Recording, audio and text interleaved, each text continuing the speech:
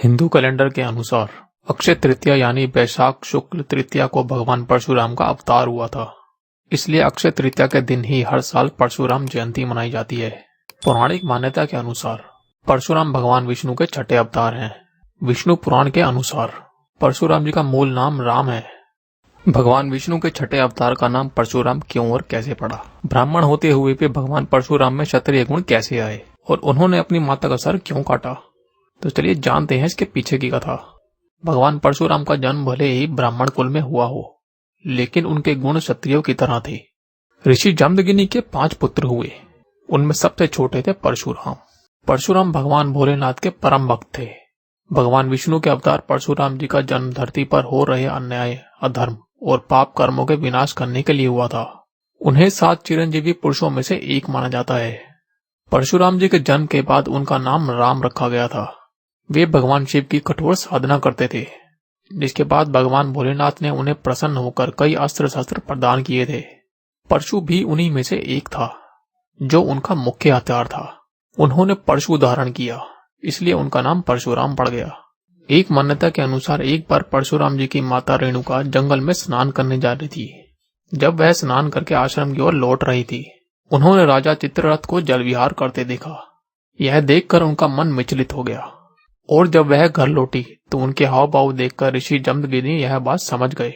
इसी पर महर्षि क्रोधित हो गए और इतने में वहां परशुराम के बड़े भाई रुक्मवान, सुपेणु, वसु और विश्वावसु भी आ गए।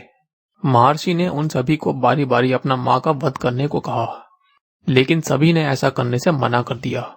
इससे नाराज होकर महर्षि ने उन्हें श्राप दे दिया और उनकी विचार शक्ति को खत्म कर दिया।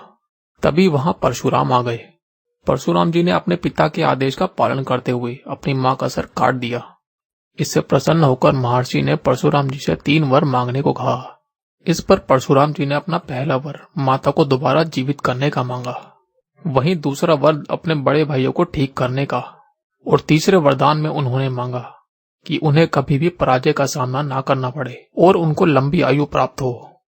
और भगवान परशुराम को इतना गुस्सा क्यों आता था? महर्षि भृगु के पुत्र ऋचिक का विवाह राजा गादी की पुत्री सत्यवती से हुआ था। विवाह के बाद सत्यवती ने महर्षि भृगु से अपने व अपने माता के लिए पुत्रों की याचना की। तब महर्षि भृगु ने सत्यवती को 2 फल दिए और कहा कि ऋतु स्नान के बाद तुम गूलर के वृक्ष का और तुम्हारी माता पीपल के वृक्ष का आलिंगन करके इस फल को खा लेना। सत्यवती व उसकी मां इस नियम का पालन नहीं कर पाए। यह बात महर्षि भृगु को पता चल गई। तब उन्होंने सत्यवती से कहा कि तूने गलत वृक्ष का आलिंगन किया है, इसलिए तेरा पुत्र ब्राह्मण होने पर भी क्षत्रिय गुणों वाला पैदा होगा। तब सत्यवती ने महर्षि भृगु से प्रार्थना की कि मेरा पुत्र क्षत्रिय गुणों वाला ना हो, भले ही मेरा पौत्र को ऐसा गुण वाला हो। और उन्होंने यह बात मान ली। कुछ समय बाद सत्यवती के गर्भ से ऋषि जमदग्नि मुनि ने जन्म लिया। इनका विवाह रेणुका से हुआ। ऋषि जमदग्नि के 5 पुत्र हुए। उनमें सबसे छोटे थे परशुराम। और जैसा कि ऋषि भृगु ने उन्हें आशीर्वाद दिया था कि उनके पौत्र ब्राह्मण होते हुए भी क्षत्रिय गुणों वाले होंगे, यही वजह है कि परशुराम जी को इतना गुस्सा आता था। भगवान परशुराम भीष्म पितामह, द्रोणाचार्य और कर्ण जैसे महारथों के भी गुरु थे। भगवान परशुराम धरती पर आज भी जीवित हैं।